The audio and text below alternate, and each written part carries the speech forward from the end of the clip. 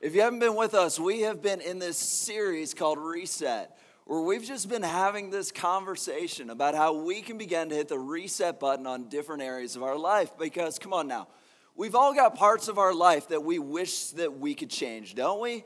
I mean, maybe you're here today and it's your health, or it's your finances, it's a relationship in your life, it's that bad habit that you're finally going to kick.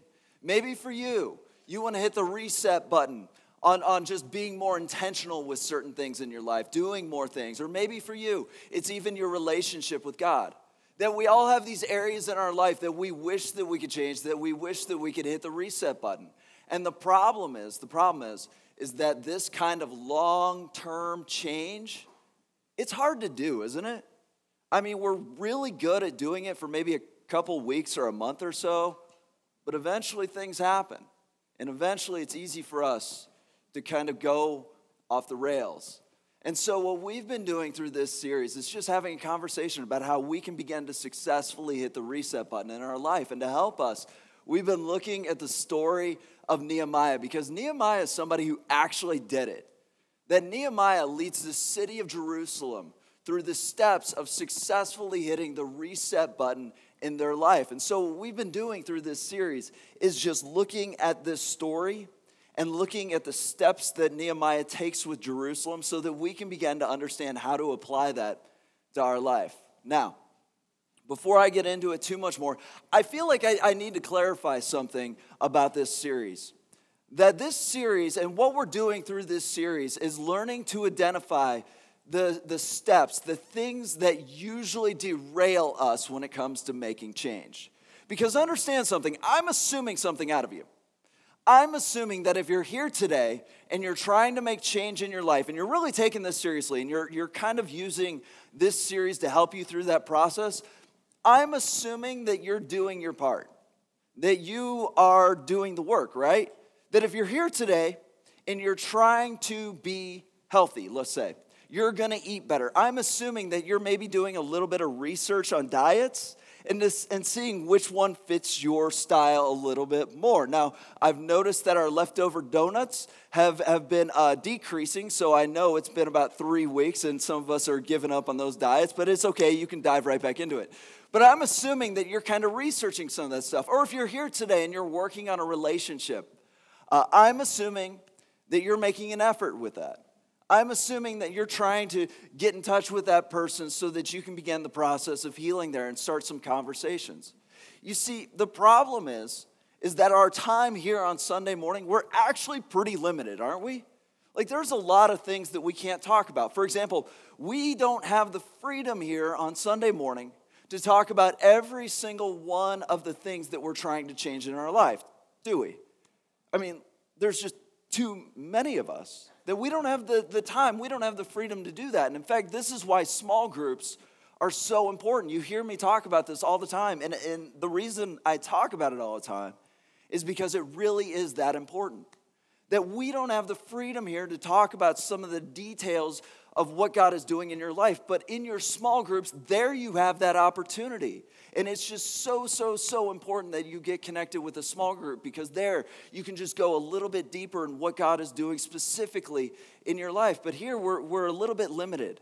And so what we're doing through this series is, again, we're looking for the things that usually derail us when it comes to making this long-lasting change in our life. For example, 2 weeks ago, if you remember, we talked about when it comes to change, that we're going to focus on one thing, right? You see, the problem is, if you're anything like me, when it comes to making changes, I want to change a lot of things. When it comes to the New Year resolution, it's like, okay, I'm going to get healthy, I'm going to eat healthy, I'm going to start working out, I'm going to work on that relationship, I'm going to finally beat that bad habit, and I'm going to be more intentional. I'm going to be more intentional about everything, not just one thing, though. I want to be more intentional with my relationships. I want to be more intentional with this and that and that and that. And the problem is we end up doing so much, we just burn ourselves out. It's like being drawn and quartered, isn't it? You burn yourself out, and this is why so many times our attempts to hit the reset button fail. Because we get so busy doing all of these different things, and one day I focus more on this one, and I forget about these, so the next day I got to work on these, and then I forget about this one. It's like we're constantly trying to juggle too many things. And so rather than trying to do too many different things, we said, okay, what would it look like if we focused on one thing? What would it look like for you if you picked one thing that you could do so that at the end of 2019, you would be closer to Jesus than you were at the beginning of 2019? Or last week, we talked about this idea of accountability. You see, the problem is whenever it comes to change, we all feel that temptation to cheat, don't we? I know this because, again, we have donuts in the back. We all feel that temptation to cheat. And the problem is once you've cheated once you've crossed the line the first time, it's so much easier to justify it the second time, isn't it? I mean, come on now. Second donut's easier than the first. That second cigarette was easier than the first. That second drink was easier than the first. That once we've started down that path, it becomes a slippery slope, which is why we need people in our lives to hold us accountable so that when we begin to go off the rails, they can bring us right back into alignment. You see, we're trying to identify the things that commonly trip us up. Now, this week as we continue this series, we're going to kind of pick up right where we left off last week. If you weren't with us last week, we looked at Nehemiah chapter 3. And again, Nehemiah is going through this process of rebuilding the city of Jerusalem. And his one thing is focusing on the walls of Jerusalem. And so they're going through this process. And essentially chapter 3, really we just looked at 5 verses because chapter 3 is this one big long list of all the different people who are working on the wall. And so what we saw last week is that the people come together and they're rebuilding the walls, and the walls are starting to go higher and higher and higher. And so this week we're going to pick up right where we left off in Nehemiah chapter 4. So if you got your Bibles, do me a favor, go ahead and turn there. We're going to be in Nehemiah chapter 4. If you don't have a Bible, we should have Bibles and chairs in front of you. If you've got one of those, we're going to be on page 400. And while you're turning there, just a quick heads up on today. We're going to be covering a lot of ground today. Basically, we're going to be looking at Nehemiah 4, 5, and a little bit of Nehemiah 6. And so as you turn to Nehemiah 4, just kind of hold your place. We're going to be kind of going through some stuff. We're going to zero in on a couple of things and overview a couple of others. So hopefully you're there by now, because here we go. Nehemiah 4, verse 1 says this. Now when Sanballat heard that we were building the wall, he was angry and greatly enraged, and he jeered at the Jews. Now, if you haven't been with us, Sanballat is like the bad guy of the story. He's the villain. Now, there are other villains, and we're going to see them here in just a couple of minutes, but he's almost like the personification of all of these other bad guys. That Sanballat has been constantly undermining Jerusalem in their attempts to rebuild the wall. And the reason is because he's a local warlord, right? And he likes things the way that they are. Because right now, with the walls being destroyed, he has freedom to just kind of do whatever he wants. He has the freedom to go into Jerusalem, take whatever he wants, and leaves. And we're going to see why that's such a big deal here in just a few minutes. But the other reason he doesn't want those walls to go up is because, again, he's a warlord. What happens to him? And what happens to his power in that region if the walls go up and Jerusalem reestablishes itself as a powerhouse in the nation? Well, all of a sudden, that's a threat to him, isn't it? So the last thing that he wants is for Jerusalem to rebuild the walls. And so he's doing everything that he can to undermine them in the process. Verse 2, and he said in the presence of his brothers and of the army of Samaria, what are these feeble Jews doing? Will they restore it for themselves? Will they sacrifice? Will they finish up in a day? Will they revive the stones out of the heaps of rubbish and the burned ones at that? Then Tobiah the Ammonite beside him said, yeah, what are they building?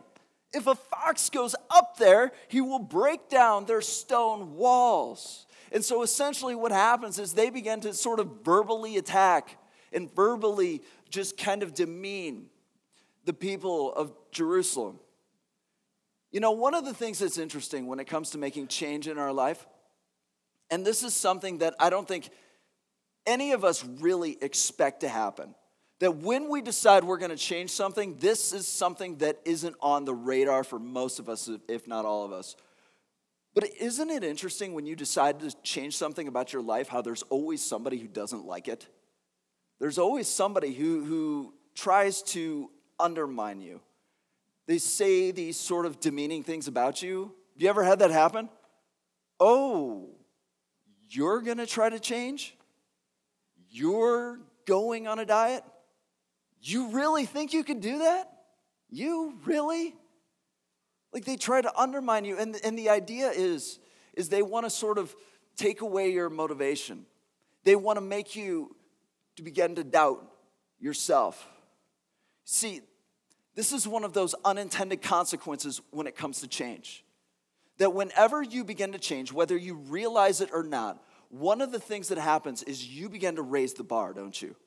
That when you begin to make good, healthy change in your life, what you do is you begin to raise the bar, you begin to raise the standard in your life. But check this out, it's not just for you, is it?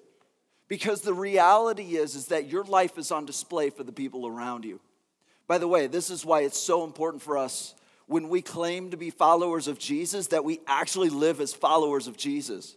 One of the things that drives me nuts is whenever people have Christian bumper stickers and don't drive very Christ-like. Do you know what I mean?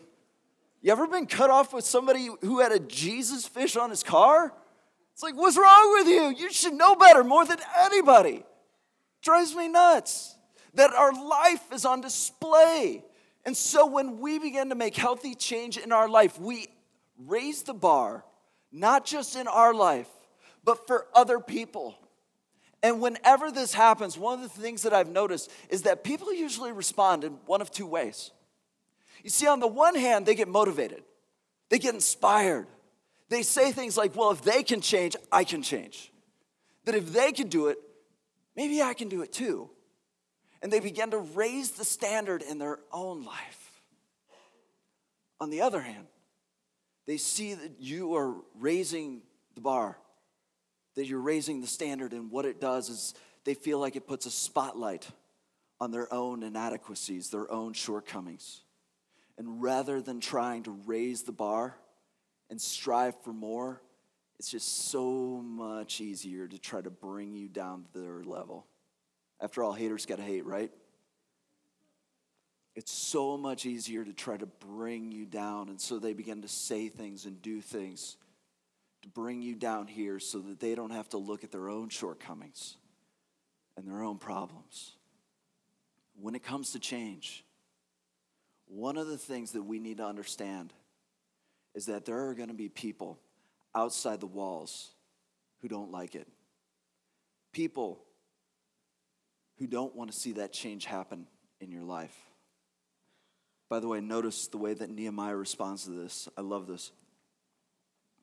He says this, "Hear, O our God, for we are despised.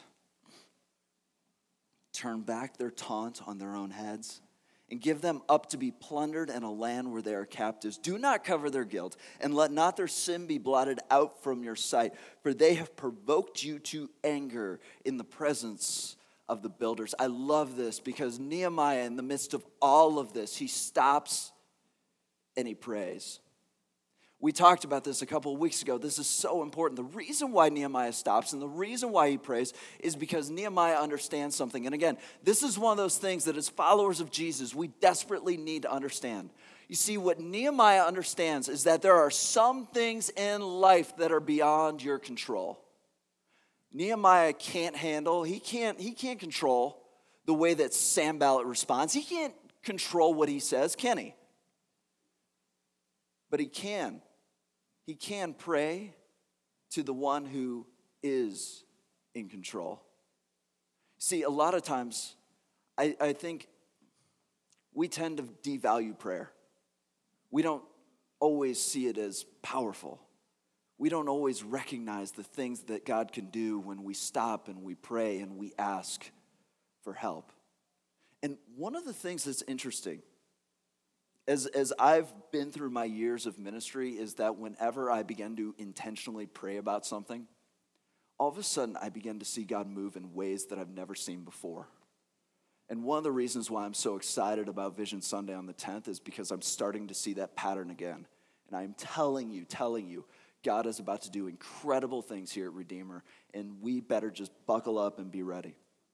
Some things are out of our control. And in those moments, we need to stop and pray to the God who is in control. But don't miss this, because Nehemiah doesn't stop there. You see, sometimes, it's funny, as followers of Jesus, either we devalue prayer or we go the other way.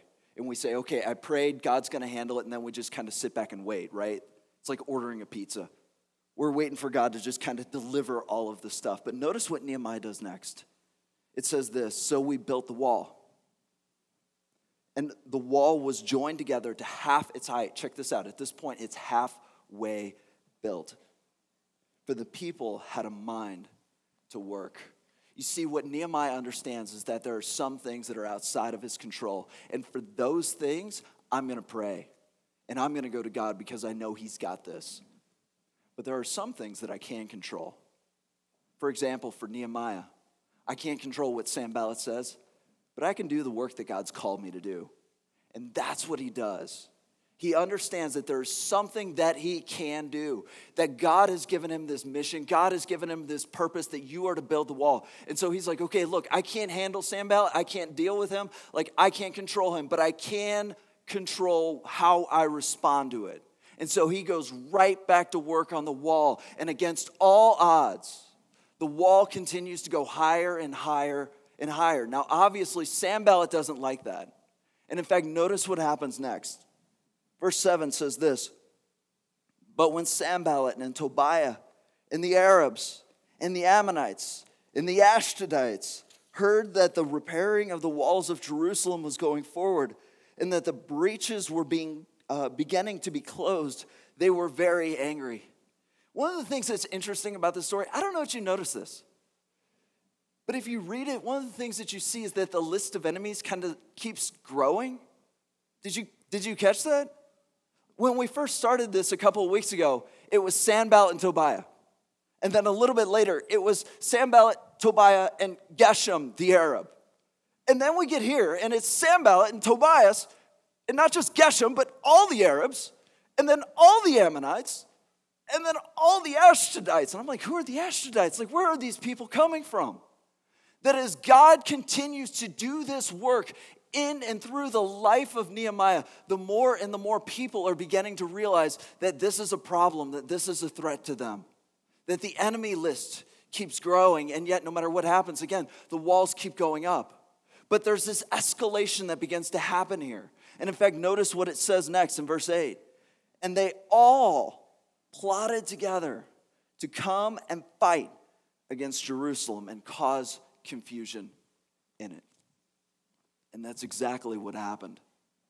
That these guys actually began to fight and attack. They essentially go to war. Things get so bad for Nehemiah. He has to kind of pause the work for a little bit, pull the people off the wall. He arms them with weapons and then sends them right back to work. And so imagine this, that you're building the walls and then somebody attacks. So you put down the tools, you pick up your weapons, you fight for a little bit, and then you go back to work. And then you put it down and you go fight again. That there's this attack on all sides, and yet no matter what happens, again, the walls continue to go up. Understand something.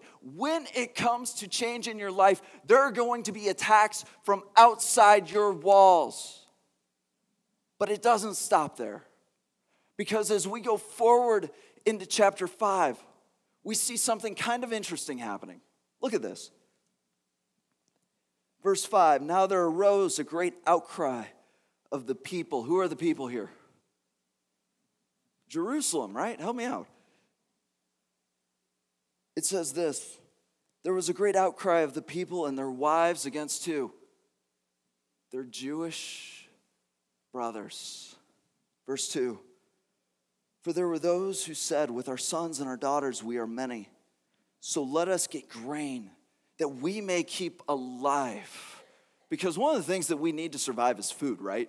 I mean, that's just kind of a basic thing about people, especially, by the way, when you're spending all your time building a wall while fighting a war at the same time. You've got to keep your energy up. But there's a problem. Look at this. Verse 3. There were those who said, we are mortgaging our fields, our vineyards, and our houses to get grain because of the famine. And there were those who said, we have borrowed money for the king's tax on our field and our vineyards. Now our flesh is as the flesh of our brothers. Our children are as their children. Yet we are forcing our sons and daughters to be slaves. Some of our daughters have already been enslaved, but it is not our power to help it, for other men have our fields and our vineyards. What's going on here? So here's the problem. Problem is they have a drought. Now, they're living in a different world than our world, right? I mean, that goes without saying. But one of the ways that their world was so different is they were living in a world of limited resources. You see, we live in a world of virtually unlimited resources, don't we? I mean, I know it's not literally unlimited, but let me ask you this. When was the last time you went to the grocery store and there was not a snowstorm or something like that coming? But when was the last time you went to the grocery store and it was empty? Like nothing. And so you go to the next one, and it was empty. And so you go to the next one, and it was empty too. When was the last time any of you ever came close to that sort of experience?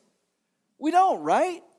We live in a culture where if you go to the grocery store, you expect them not only to have food, but the exact food that you want. How many of you get angry when they don't have my kind of milk? Who wants skim milk? That's gross.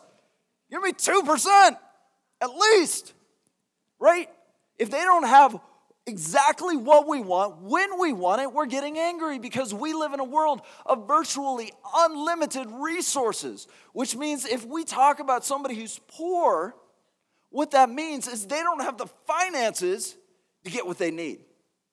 But they're living in a world of limited resources where everybody grew what they needed for their family.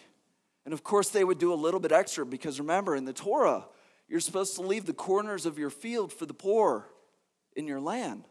But essentially, you grew what you needed for your family. That you had a limited amount of resources. But what happens if you have a drought?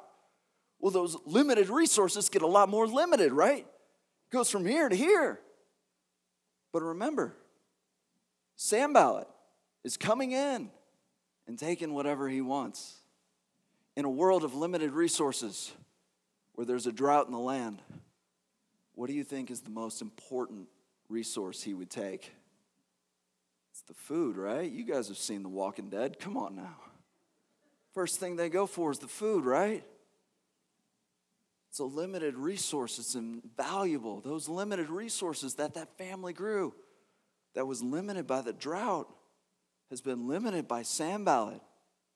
And all of a sudden, we're in some real trouble because we don't have enough food to survive. What do you do? Thankfully, there were some of the nobles in Jerusalem who had more. Now, they didn't have a lot, so don't think like as you hear this and read this story that they just had so much they don't know what to do with. They had a limited amount too, but they had more, and they had enough to go around. If you would ration it out, it would be tight, but we can make it work, right? They had more, but they understood supply and demand. And they understood that the supply was low, the demand was high, and they were charging their fellow Jews an arm and a leg in order to get the food they needed to survive. By the way, they were charging them for food that was giving them energy to work on the wall, that some of those nobles, if you read that chapter 3 close enough, they weren't even bothering to do the work themselves, but they were going to make their money off of it. This is a real problem, isn't it? Do you see the problem? I mean, these people were giving up things like their land, their vineyards, their fields, their houses in order to survive. And so again, Nehemiah has to kind of hit the pause button and deal with this situation. You see, one of the interesting things about change is sometimes you're going to get attacked from outside the walls, but sometimes it comes from the most unexpected places, doesn't it?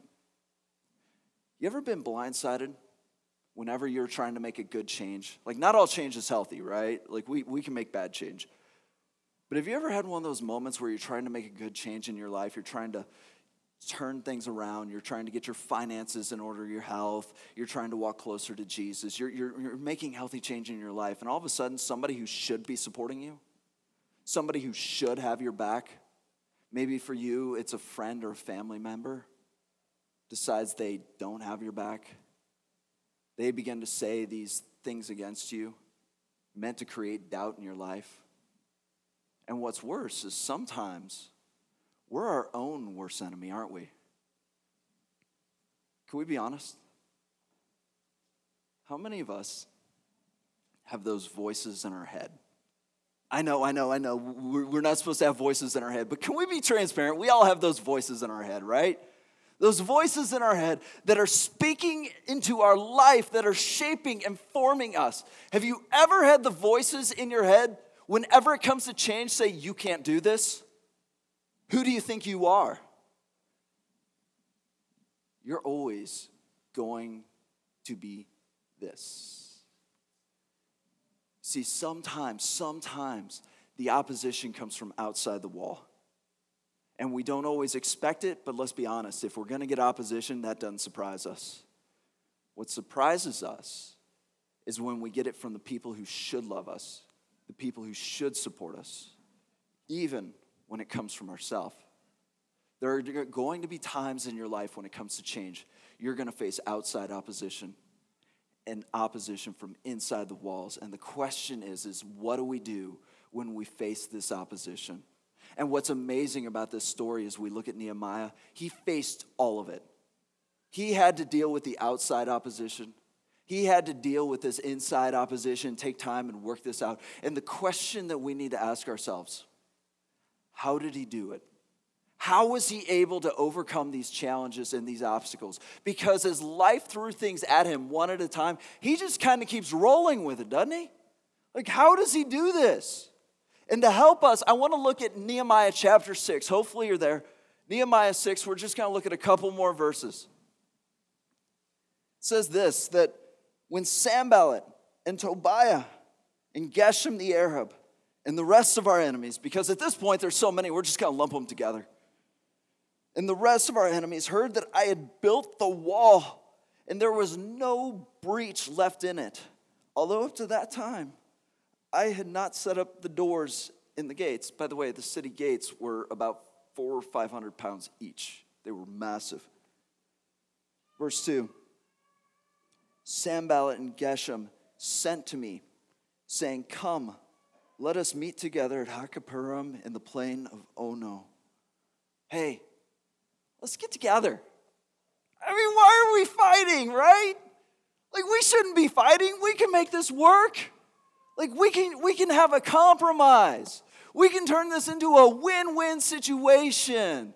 We shouldn't be fighting each other. We should be working together. I can help you. You can help me. Let's have a treaty. Let's work this out. Let's get together and do some coffee, right? Sounds good. Especially for somebody like Nehemiah, who's been dealing with battles and dealing with fighting time after time after time. Tell me, how many of us, if we were in Nehemiah's shoes, would feel the temptation to go and meet with them? If we could just have one meeting and make all of our problems go away, how many of us would do that? Come on now, every single one of us feel that temptation. But look at what Nehemiah says next. Last part of verse 2. But they intended to do me harm. You see, it sounded good on the outside, but Nehemiah knew the heart of Sanballat and the heart of Geshem. He knew that all throughout their relationship, time after time after time, he was trying to undermine them, and this was no different. And then we see this. I love this next part. Verse 3, and I sent messengers to them saying, I am doing a great work, and I cannot come down. And then he says this. I think this next line, I think, is the key for us to understand how we begin to deal with the challenges and the obstacles in our life. that when it comes to change, as we're dealing with all this stuff as it happens, I think this next part, if we could just understand this, would be a game changer. He says this. He says, why should the work stop while I leave it and come down to you? And they sent to me 4 times in this way, and I answered them in the same manner. He says, why in the world should I stop and come down to you? You want to know the secret? You want to know how Nehemiah is able to overcome the obstacles in his life, no matter if it's inside the wall or outside the walls? You see, Nehemiah was laser focused on the thing that God called him to do. He was so focused, he wasn't going to allow anything to distract him, no matter how tempting it was. Because listen. Whenever we're going through change, whenever God is doing a work in your life, how many of you have ever had that moment where things are changing and things are going well and God's beginning to work and you're starting to see God work in incredible ways and you're like, oh my goodness, like I feel like I'm finally turning a corner. I feel like I'm finally getting better. I feel like I'm finally going to make this change. And then have you ever noticed how things start to happen? And it's almost like it's random, right? It's something over here and then something over here. It's like all of a sudden fires start popping up everywhere. And eventually it's almost like the wheels fall off. And you're looking at it and you're like, wait, like things were going so good. How in the world did I get from here to here? Here's the deal. If you hear nothing else today, hear this. When God works, Satan works. Whenever God begins to do a work in your life, what happens is that Satan begins to do a work to try to undo the good thing that God has done. And it's always kind of the most random things, like bad weather on Sundays, or waking up without a voice. It's always just kind of out of nowhere. That there are going to be challenges, there are going to be obstacles, because when God works, Satan works, and we should not be surprised by that. But what I love about this story is that as we look at this a little bit closer, we begin to see not just that we should be laser focused on what God's called us to do, because that's how we beat those challenges. But what we see here is that Nehemiah actually gives us the tools on how to do it. See, we need to ask ourselves 2 questions. Whenever you face a challenge, whenever you're dealing with those obstacles, I got 2 questions for you. The first question, can I control it?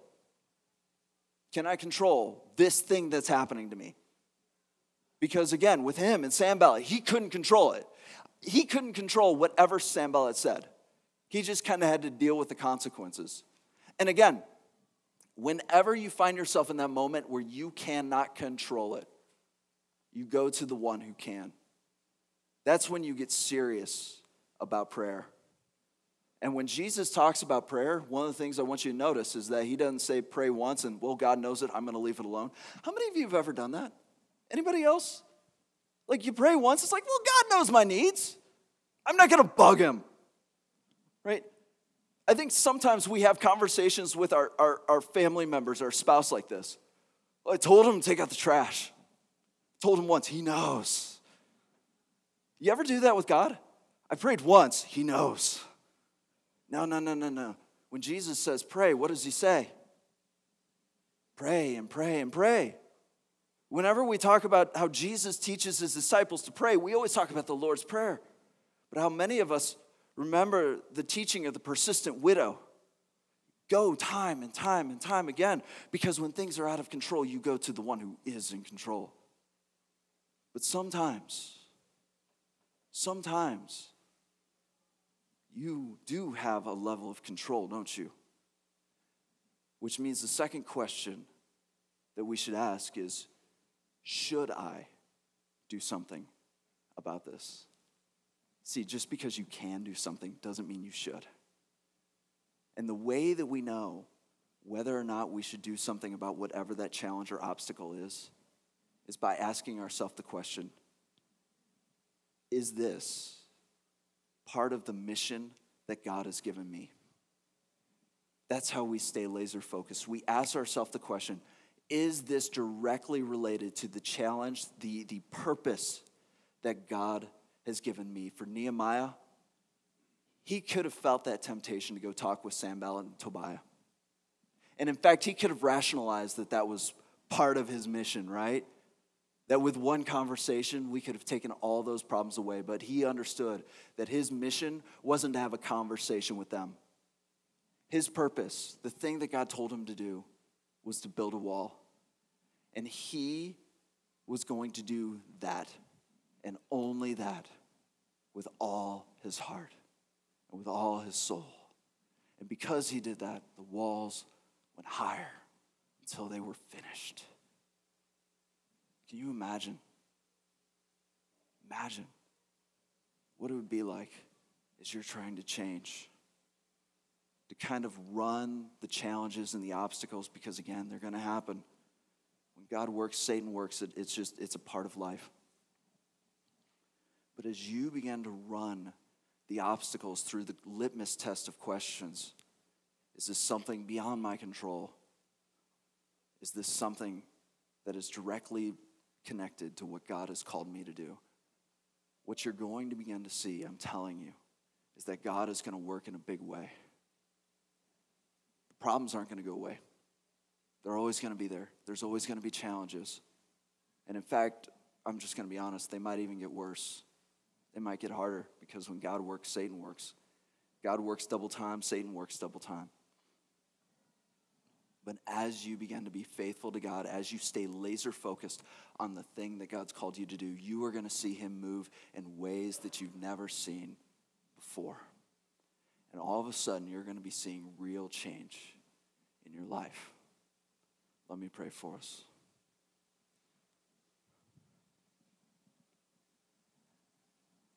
God, we thank you so much for today, for a warm place to worship you, for hot chili waiting for us next door. God, we thank you for the story of Nehemiah and the steps of change. God, we know there are going to be challenges. It's just unavoidable. And no matter how out of control life feels, God, we're thankful that you're in control. I pray that you would give us the wisdom to know the things that we can control and the things we can't. And the courage to stay focused, even when we feel the temptation to be distracted by the easy way out. God, we thank you for the work that you're doing and the work that you're doing here at Redeemer.